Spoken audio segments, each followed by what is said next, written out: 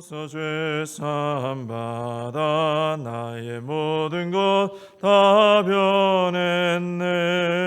지금 내가 가는 길 천국 길이요 주의 피로 내 죄가 씻겼네. 나의 모든 것 변하고 그 피로 구속받았네. 하나님은 나의 구원 되시오니 내게 정죄함 없겠네. 주님 밝은 빛 되사 어둠 해치니 나의 모든 것 다 변했네. 지금 내가 주 앞에 온전케 됨은 주의 공로를 의지함일세. 나의 모든 것 변하고 그 피로 구속받았네. 하나님은 나의 구원 되시오니 내게 정죄함 없겠네. 내게 성령 임하고 그 크신 사랑 나의 맘에 가득 채우며 모든 공포 내게서 물리치시니 내 맘 항상 주 안에 있겠네. 나의 모든 것 변하고 그 피로 구속받았네. 하나님은 나의 구원 되시오니 내게 정죄함 없겠네. 사도신경으로 신앙 고백하시겠습니다.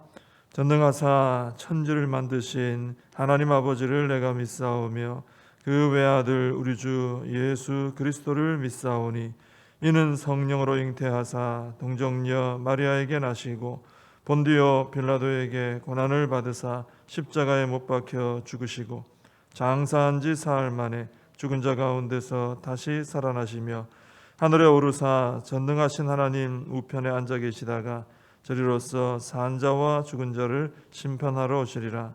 성령을 믿사오며 거룩한 공회와 성도가 서로 교통하는 것과 죄를 사하여 주시는 것과 몸이 다시 사는 것과 영원히 사는 것을 믿사옵나이다. 아멘. 예레미야 19장 1절에서 마지막 절 15절까지입니다. 예레미야 19장 1절에서 15절까지 봉독해 드리겠습니다. 여호와께서 이와 같이 말씀하시되 가서 토기장이의 옹기를 사고 백성의 어른들과 제사장의 어른 몇 사람과 하시드 문 어귀 곁에 있는 흰놈의 아들의 골짜기로 가서 거기에서 내가 네게 이른 말을 선포하여 말하기를 너희 유다 왕들과 예루살렘 주민아 여호와의 말씀을 들으라. 만군의 여호와 이스라엘의 하나님이 이같이 말씀하시되 보라 내가 이곳에 재앙을 내릴 것이라. 그것을 듣는 모든 자의 귀가 떨리니 이는 그들이 나를 버리고 이곳을 불결하게 하며 이곳에서 자기와 자기 조상들과 유다 왕들이 알지 못하던 다른 신들에게 분향하며 무죄한 자의 피로 이곳에 채웠음이며 또 그들이 바알을 위하여 산당을 건축하고 자기 아들들을 바알에게 번제로 불살라 드렸나니 이는 내가 명령하거나 말하거나 뜻한 바가 아니니라. 그러므로 보라 다시는 이곳을 도벳이나 흰놈의 아들의 골짜기라 부르지 아니하고 오직 죽임의 골짜기라 부르는 날이 이를 것이라. 여호와의 말이니라. 내가 이곳에서 유다와 예루살렘의 계획을 무너뜨려 그들로 그 대적압과 생명을 찾는 자의 손에 칼에 엎드러지게 하고 그 시체를 공중의 새와 땅의 짐승의 밥이 되게 하며 이 성읍으로 놀람과 조롱거리가 되게 하리니 그 모든 재앙으로 말미암아 지나는 자마다 놀라며 조롱할 것이며 그들이 그들의 원수와 그들의 생명을 찾는 자에게 둘러싸여 공경에 빠질 때에 내가 그들이 그들의 아들의 살, 딸의 살을 먹게 하고 또 각기 친구의 살을 먹게 하리라 하셨다 하고 너는 함께 가는 자의 목전에서 그 옹기를 깨뜨리고 그들에게 이르기를 만군의 여호와께서 이와 같이 말씀하시되 사람이 토기장의 그릇을 한번 깨뜨리면 다시 완전하게 할 수 없나니 이와 같이 내가 이 백성과 이 성읍을 무너뜨리리니 도벳에 매장할 자리가 없을 만큼 매장하리라. 여호와의 말씀이니라. 내가 이곳과 그 가운데 주민에게 이같이 행하여 이 성읍으로 도벳 같게 할 것이라. 예루살렘 집들과 유다 왕들의 집들이 그 집 위에서 하늘의 만상에 분향하고 다른 신들에게 전제를 부음으로 더러워졌은즉 도벳 땅처럼 되리라 하셨다 하라 하시니 예레미야가 여호와께서 자기를 보내사 예언하게 하신 도벳에서 돌아와 여호와의 집들에 서서 모든 백성에게 말하되 만군의 여호와 이스라엘의 하나님께서 이와 같이 말씀하시되 보라 내가 이 성읍에 대하여 선언한 모든 재앙을 이 성읍과 그 모든 촌락에 내리리니 이는 그들의 목을 곧게 하여 내 말을 듣지 아니함이라 하시니라. 아멘. 오늘 말씀에 보면 하나님께서 예레미야에게 토기장이 집에 가서 옹기를 하나 사게 하십니다.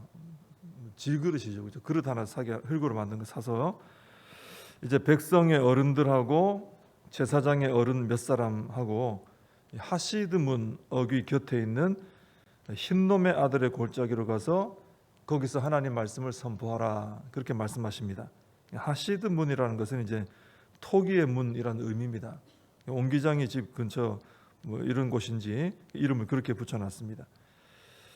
이 흰놈의 아들의 골짜기는 그 7장에 한번 나왔던 곳인데 유다 백성들이 그 흰놈의 아들 골짜기에 사당을 건축했었어요. 도벳 사당이라고. 그리고 거기서 아주 악한 행동을 하죠. 자녀들을 불태워 가지고 제물로 바쳤습니다. 아주 끔찍한 일을 했죠. 근데 5절에도 보면은 유다 백성들이 바알에게도 자기 아들들을 불살라 번제로 드렸다, 이렇게 되어 있습니다. 원래 이제 불살라 드리는 그런 하는 것은 어떤 특정한 우상이 있는데 이 바알에게도 그렇게 했다 하는 것은 유다 백성들이 이방인들의 그런 어떤 풍습을 받아들여서 더 악하게 이렇게 나간 것 같아요. 근데 이것은 이렇게 아들들, 자녀들, 사람을 이렇게 바치는 것은 하나님이 그렇게 말씀하십니다. 이건 내 명령도 아니고 말씀해 주신 것도 아니고 뜻도 아니다, 이렇게 말씀을 해 주십니다. 이 사람을 제물로 바치는 것은 거의 모든 문화권에서 발견되는 그런 악습이라고 합니다. 지금은 뭐 없죠. 수렵 시대라든지 목축 시대 거쳐서 농경 시대 이르기까지 쭉 이어져 왔던 그런 악습이라고 합니다. 사람을 제물로 바친 이유가 뭐겠습니까? 뭐 짐승도 바치고 뭐 이것저것 바쳐봤겠죠. 근데 가장 귀중한 것을 바쳐야만 신들이 좀 마음이 움직이고 복을 줄 것이다, 이런 잘못된 믿음 때문에 결국은 그까지 이제 가게 된 것이죠. 이것을 우리가 인신공양 혹은 인신공회, 뭐 공의 이런 식으로 이렇게 얘기하지 않습니까? 근데 우리나라도 보면은 뭐 심청전 같은 경우도 그 사람을 바친 인신공양과 관련된 이야기라고 할 수 있고, 그 인신공양과 관련된 다양한 설화들이 우리나라에도 전해져 내려옵니다. 뭐 그런 게 있었는지 실제로 그런 얘기들이 내려져 오고 있죠. 그러나 하나님께서는 뭐 전 문화권에서 그런 일이 있었다 할지라도 전 세계 어디서나 하나님께서는 그 사람을 제물로 바치라고 하신 일이 없다는 것이죠. 아브라함에게 이삭을 바치라 하신 것은 그 믿음을 시험하기 위해서였죠. 진짜 바치길 원하신 게 아니고요. 오히려 이 이삭을 바치라 했던 그 일 때문에 하나님께서는 사람의 제물을 받지 않으신다는 게 더 드러날 뿐이었습니다. 그죠? 결국 하나님 막으셨죠. 그래서 기독교는 내가 먼저 나의 가장 소중한 것을 희생해서 그래서 신이 이제 감동을 받아서 복을 주는 이런 식이 아니에요. 기독교는. 그죠? 지금까지 본 인신공양하는 것은 신은 가만히 있고 사람이 먼저 막 애를 쓰고 이거 바쳤다 저거 바쳤다 사람까지 바쳐야 신이 겨우 감동해서 뭘 줄까 말까 이런 거거든요. 근데 그게 아니라는 거죠. 우리 기독교는 어떻습니까? 우리는 가만히 있어요. 먼저 오히려 하나님께서 먼저 죄인을 사랑하셔서 모든 것을 희생하십니다. 심지어 아들까지 십자가에서 죽도록 내어주십니다. 그래서 죄인들을 살리시는 거죠. 먼저 하나님 쪽에서 희생과 사랑과 무슨 액션이 있는 거예요. 그리고 그 하나님의 은혜로 구원받은 사람들, 죄인들이 자녀가 돼서 그 하나님 은혜에 감격해서 이제 우리 하나님을 주인으로 모시고 내 삶을 드리며 살아가는 것이죠. 순서가 완전 다른 것이죠. 신들이 가만히 있는데 사람들이 막 온갖 걸 갖다 바쳐서 겨우 감동해서 뭘 주고, 이게 아니고 하나님이 먼저 모든 걸 은혜로 베풀어 주시고 우리가 그 은혜에 감사해서 반응하고 살아가는, 이것이 우리 기독교라는 것이죠. 그래서 우리가 하나님께 나의 시간과 물질과 재능과 이런 나의 삶을 바치는 것은 하나님의 은혜에 감사해서 하나님 영광 위해서 살아가려는 우리의 자원하는 결단 때문인 것이죠. 은혜 받아서 감격해서 감사해서 변화돼서 그렇게 살아가는 것이죠. 이런 것을 바쳐서 내가 원하는 것을 받아내려는 게 아니죠. 우리 하나님은 우리가 뭔가 소중한 것을 바쳐야만 조금 열어서 좀 복을 조금 그래야 조금 내주는 이런 인색한 분이 아니세요. 우리 하나님은 우리가 죄인이었을 때, 하나님께 아무것도 드리지 않았던 원수였을 때조차도 이미 우리를 위해서 그 아들을 내어주신 분이다라는 것입니다. 그래서 우리는 우리가 성도답게 잘 살아가려면, 신앙생활 바르게 하려면은 먼저 하나님께서 나에게 베풀어 주신 은혜와 사랑을 깊이 아는 것이 필요하다는 거죠. 그 은혜의 체험이 있어야 된다는 것입니다. 그리고 그 은혜에 감사해서 내 안에서 막 솟아나는 그런 자원하는 심령으로 하나님 영광을 위해서 내 삶을 드리는 아름다운 헌신의 삶을 살아가야 된다라는 것입니다. 우리가 이렇게 하나님 은혜 감사해서 내 삶을 다 드리며 하나님 주인으로 삼고 이렇게 내 삶을 드리고 살아가면은 우리 하나님 약속하셨죠. 그 나라와 그 일을 먼저 구하는 자에게 이 모든 것을 내가 더해주리라. 우리를 책임져 주시는 것이죠. 이런 우리 하나님의 그 은혜 앞에 살아가는 우리의 그런 모습이 되어야 될 줄로 믿습니다. 하나님께서는 예레미야에게 흰놈의 아들 골짜기에서 이 백성의 어른들, 제사장의 어른 몇 사람 모아가지고 그 듣는 자의 귀가 떨릴 정도의 아주 무서운 재앙의 선포를 하십니다. 그 재앙의 내용이 이제 6절 이하에 쭉 나오고 있죠. 그러면서 이제 그 중에 10절에 보면 그들 앞에서 이제 그런 재앙에 대한 내용을 쫙 설명하다가 갑자기 미리 그 예레미야에게 옹기 하나 사라 그랬잖아요.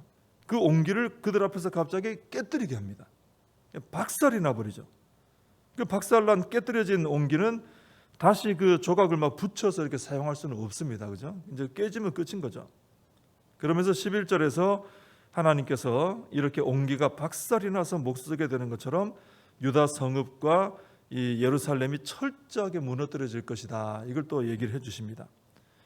여러분, 말로 어떤 내용을 전달하는 것보다 시청각을 효과를 넣어서 이렇게 전달하면요 훨씬 효과가 있습니다. 그래서 아이들 같은 경우는 뭐 가르칠 때 어떤 눈으로 볼 수 있는 거, 만져볼 수 있는 거 이런 걸 통해서 애들 가르치지 않습니까?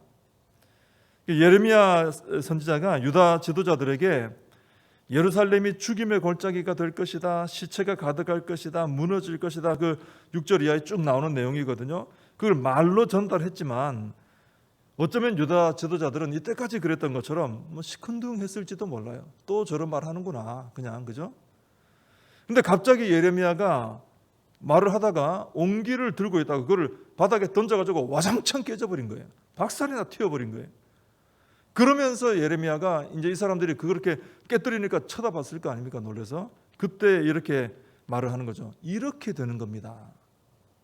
그러니까 말로 이렇게 했을 때는 꿈쩍도 안 하던 사람들이 옹기를 깨뜨리고 이렇게 된다고 했을 때는 이게 시청각이기 때문에 움찔했을 거예요. 하고 놀랐을 거예요.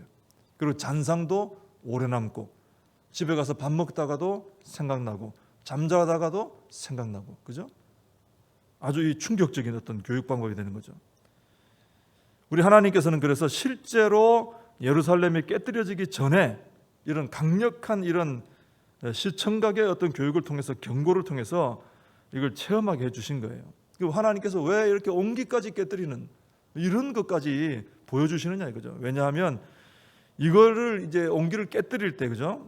그들이 아까 말씀드린 것처럼 뭐 뭐 졸던 사람도 움찔하고 눈을 좀 뜨게 되고 안 듣던 사람도 이게 뭔가 하고 바라보게 되는 것처럼 실제로 일어날 심판에 대해서 좀 경각심을 가지고 돌이키라고 이런 것을 보여준 거예요. 말로 할 때 그냥 시큰둥하니까 이거 막 집어 던져가지고 깨뜨려가지고 이렇게 될 거다. 조금 마음이 열릴 수 있도록. 왜냐하면 이렇게 해서라도 마음을 열고 돌이키지 않으면은 언젠가는 실제로 이 온기가 깨뜨려진 것처럼 그들의 삶도 깨뜨려질 것이고 그들이 사는 예루살렘 성도 깨뜨려질 것이기 때문에 어떻게라도 정신을 차리게 하려고 이제 집어 던지게 하신 거죠.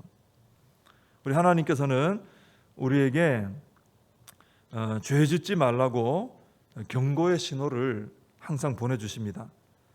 가장 부드러운 방법은 말씀을 통해서 이제 깨닫게 하시는 거죠. 근데 말씀으로 안 되니까, 그죠? 오늘도 그런 것처럼 말씀으로 안 되면 온기를 깨뜨리신 것처럼 뭔가 우리가 경각심을 가질 만한 일을 경험하게 해주십니다. 가장 좋은 것은 하나님의 말씀을 듣고 우리가 정신 차리고 돌이키는 게 제일 좋죠. 그게 가장 하나님 원하시는 겁니다. 그게 안 됐다면 온기를 깨뜨려 경고하실 때라도 들어야 됩니다. 유다는 그것도 안 들었죠, 그죠? 온기를 깨뜨렸다. 뭔가 내게 경각심을 주는 일을 일으켜 주셨을 때 그거라도 듣고 돌이켜야 됩니다. 안 그러면 어떻게 됩니까? 실제로 죄에 대한 대가를 내가 직접 치러야 되는 순간이 오게 되는 것이죠. 우리 하나님께서는 우리를 살리기 위해서, 우리를 거룩한 주의 자녀로 세워서 거룩한 일에 사용하시기 위해서 우리의 삶에 늘 이렇게 교훈하시고 책망하시고 경계해 주십니다. 그래서 우리는 하나님의 그런 사인을 잘 알아듣고 깨달아서 거룩한 삶으로 항상 돌이키며 살아가는 우리의 삶이 되어야 될 줄로 믿습니다. 기도하겠습니다. 하나님 아버지, 하나님께서 돌이키지 않는 유다 백성들, 그 지도자들을 불러놓고 예레미야에게 말씀을 전하게 하신 후에 온기를 깨뜨려서 경각심을 불러일으키게 하셨습니다. 하나님 아버지, 참으로 유다 백성들이 마음이 굳어져서 돌이키지 않는 이런 안타까운 모습을 보게 됩니다. 저희들을 향해서도 우리 하나님께서는 거룩하게 살아가길 원하시기 때문에, 하나님 자녀답게 살기를 원하시기 때문에 저희들이 굳어지지 않도록, 죄에 빠지지 않도록 말씀을 통해 또 때로는 온기를 깨뜨려서라도 깨닫게 하시고 돌이키게 하시는 줄로 믿습니다. 항상 하나님의 말씀을 귀 기울여 들으면서 그 말씀대로 우리의 삶을 돌이킬 줄 아는 저희들이 되게 해주시고, 혹시 말씀을 깨닫지 못할 때 온기를 깨뜨려 정신 차리게 하시면 그때라도 듣고 깨닫고 돌이켜서 거룩한 주의 자녀로 살아서 하나님 손에 귀하게 쓰임받는 저희들의 삶이 되게 하여 주시옵소서. 예수님의 이름으로 기도하옵나이다. 아멘. 주님과 주신 기도로 예배를 마칩니다. 하늘에 계신 우리 아버지여, 이름이 거룩히 여김을 받으시오며 나라의 임하옵시며 뜻이 하늘에서 이룬 것 같이 땅에서도 이루어지이다. 오늘날 우리에게 일용할 양식을 주옵시고 우리가 우리에게 죄진 자를 사하여 준 것 같이 우리 죄를 사하여 주옵시고 우리를 시험에 들게 하지 마옵시고 다만 악에서 구하옵소서. 대개 나라와 권세와 영광이 아버지께 영원히 있사옵나이다. 아멘. 말씀 붙들고 함께 기도하시고 이 나라 민족을 위해서 또 코로나 사태 속히 해결될 수 있도록 기도해 주시고 교회와 다음 세대 우리의 사명을 붙들고 함께 기도하겠습니다.